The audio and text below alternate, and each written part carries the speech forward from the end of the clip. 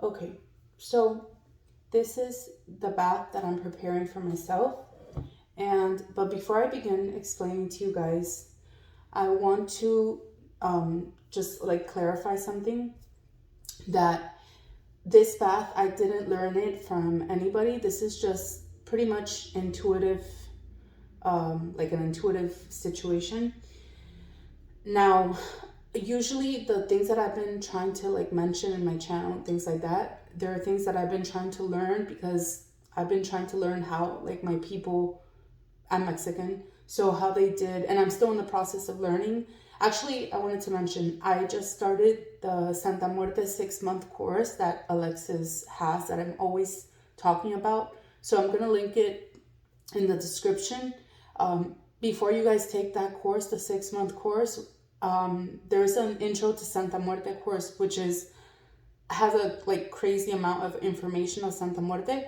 And he asks everybody who takes the 6-month course to first take the intro course, which I highly recommend. So, like I was saying, I am always trying to learn, basically, to come and then to bring back to you guys things that I'm kind of learning as far as like traditional ways of doing things, especially the Mexican people and how they work with Santa Muerte. I want to clarify something else. This bath that I'm doing is not like a Santa Muerte bath, okay? That I want to make sure it's clear. This is simply a spiritual bath. In this case, my intention for doing it is to remove any stagnant or negative energy, as well as like to help me, to bring clarity to me. Okay, so as far as like, I've been feeling like really like under the weather, as far as kind of like, I don't want to say that, I don't know if the word is confused or just kind of like down, like depressed, like just in a funk that I can't seem to get out of.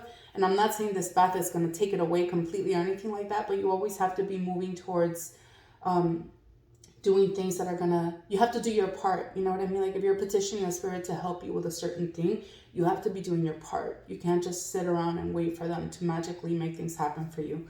So I wanted to say again, I did not learn this bath from anybody. This is pretty much just like intuition based on the little bit that I know about herbs and stuff like that. It's just like the way I do things. If I do learn things in the future, as far as like something that was like concrete, of like a bath that already existed, that has been handed down, that people do, then I'll let you guys know. But this isn't anything specific, isn't Mexican, or isn't anything like that. It's just kind of like random things that, you know what I'm trying to say. Okay, so basically what we have here is white flowers. Any white flowers, these are, I think these are like mini carnations, but white flowers. Usually what I used to do is, but for the sake of not making a mess in the bath, I'm not going to do it. I'm just using the whole flowers. But usually I would break the petals off. But I'm going to leave them like that for now. So fresh basil, whatever herbs you're using in your baths, I always recommend, obviously fresh is better. I have used dry herbs before, but honestly, for spiritual baths, like I said, fresh ones are better, because you're going to see when I start scrubbing the herbs in the water, the point is that the juices are released, and that is basically what you're going to be bathing with, right? They're juices. Cascarilla. I just buy it and I crush it and I have it in a little bag ready to go, but this is cascarilla, which you can get at any botanica. Holy water in a spray bottle, because I just like practicality. So this is holy water that I collected from a Catholic church, and I just keep it in a spray bottle. Coconut milk. You can use like goat's milk, coconut milk. Sometimes I don't even use milk, but you know, whatever. Today I'm going to use it. And then Colonia 1800. You can use, honestly, whatever spiritual cologne you feel drawn to. Again, depending obviously on what you want to do. In this case, because I feel so overwhelmed mentally and things like that, this is more of like a cologne that cools you down, or it's known for that. I'd have to do more research as to why or whatever.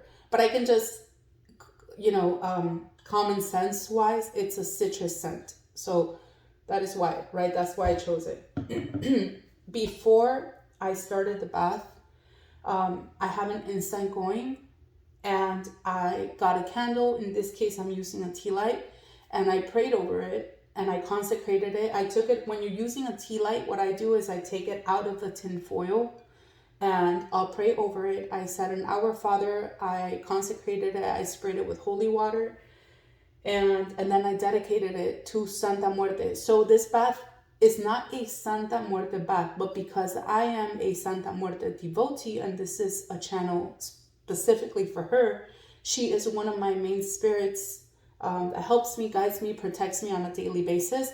Then the reason why I'm saying I'm going to do a spiritual bath with Santa Muerte is simply that I'm asking her aid in this bath. But it's not that it's a Santa Muerte bath or anything like that, okay? Because it does not exist.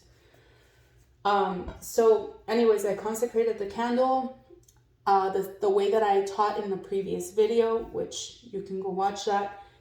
I explained like step by step how I consecrated the candle. I lit it, and then before I even did that, I went to her altar and I consecrated her candle.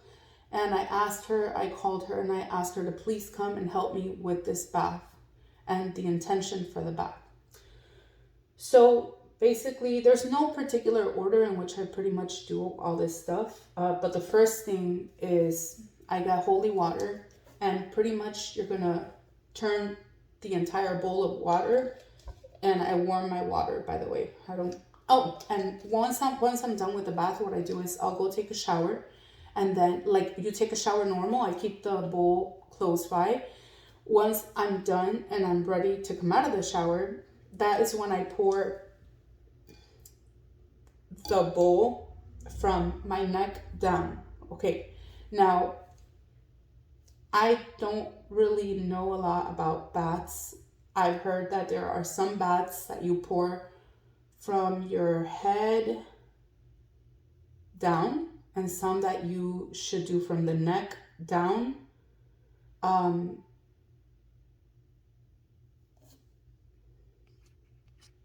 Okay, so there are some, like I was saying, there are some people who pour the baths on top, depending on what kind of bath it is and depending on their spirituality. Now, me personally, right, I'm not following any spiritual tradition per se or anything like that, but I did have an experience, which I don't remember exactly what was in that bath, okay, but before I heard this whole thing about not pouring on top of your head, I poured that bath on top of my head. This is when I was just starting to do spiritual baths. And the days following, I felt really like foggy and like I felt good, you know what I mean? Like I didn't feel stressed or anything like that, but I was just kind of like in a daze. Later on that week, I came across a video where somebody said that you shouldn't pour spiritual baths on top of your head because it removes like even your they call them like your head spirits or something like that, like your spirit guides basically. I don't really know. Honestly, you have to do your research. Some people say pour it on top of your head, depending on the baths, and other people say from the neck down. I really don't, I don't know. I say do your research and do the research on the herbs that you're doing. And then if you're in any spiritual practice or tradition, then check on that too. This particular bath, I am going to pour it from the top of my head down. So like I was saying, when I'm done taking a bath, and I'm ready to come out, that is when I get the bowl and you can say a prayer, you can call your spirit guide or whatever spirit you're working with. I usually say like an Our Father as it's going down my body, and I'm envisioning it that it's removing all the stagnant energy, the dark energy or whatever blockages I feel are in my energetic body, and I imagine them just running down my legs, going into the drain, right? So that's it. And then after that, again, I've heard that you shouldn't towel dry. Honestly, I've done both. I've air dried, I've towel dried, whatever. Okay, whatever do your research too, is what I say.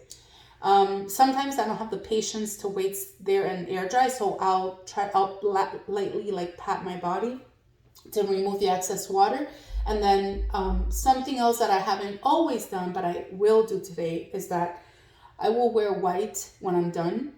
And yeah, so like I said, I didn't always do that, but I am going to do it today. Again, do your research as to why. Like, common sense wise, purification is taking place, right? So, okay, so basically I'm going to pour some holy water in the bowl. And then at this point, well, you know what, not yet. I was going to say pray over it, but not yet. So after that, I'll pour the colonia. You can spray it or pour it, whatever. Just eyeball it, whatever you feel. The milk.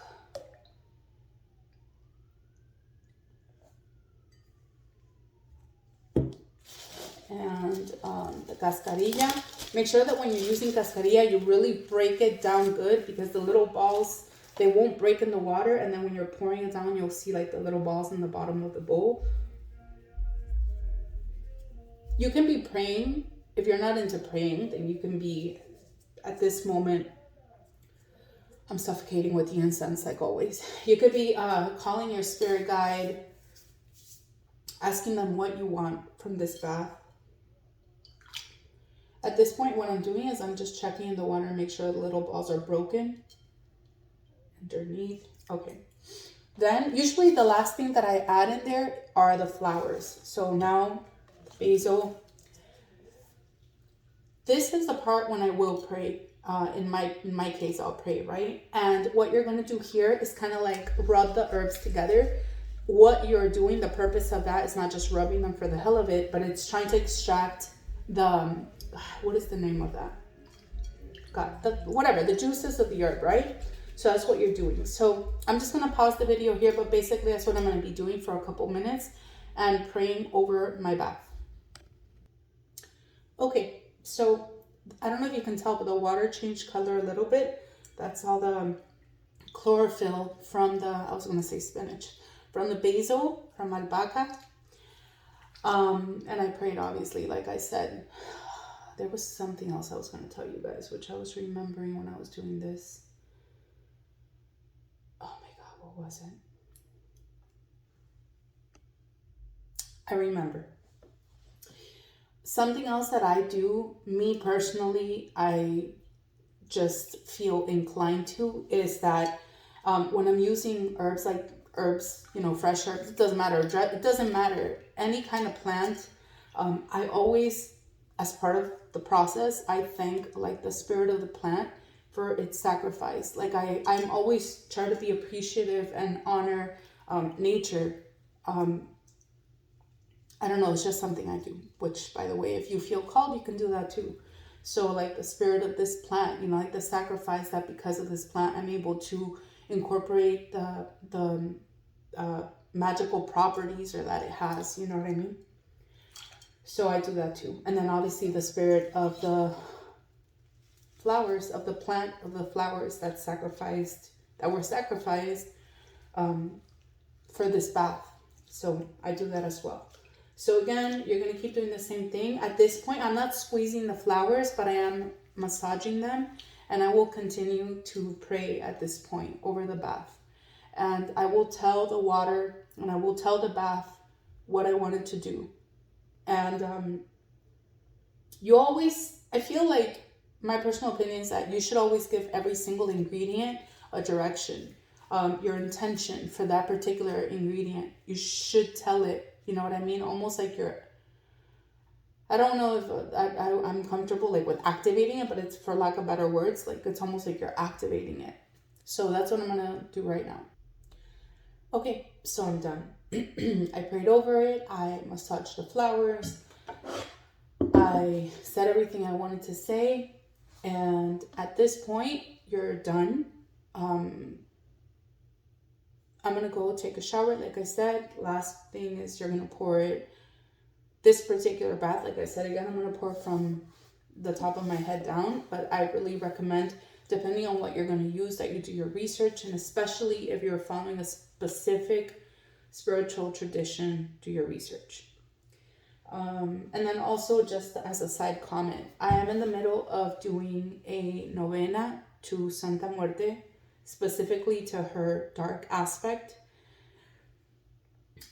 which I'll make a video on that later on. But yeah, so I'm in the middle of that, and I hope you guys found this informative. Bye.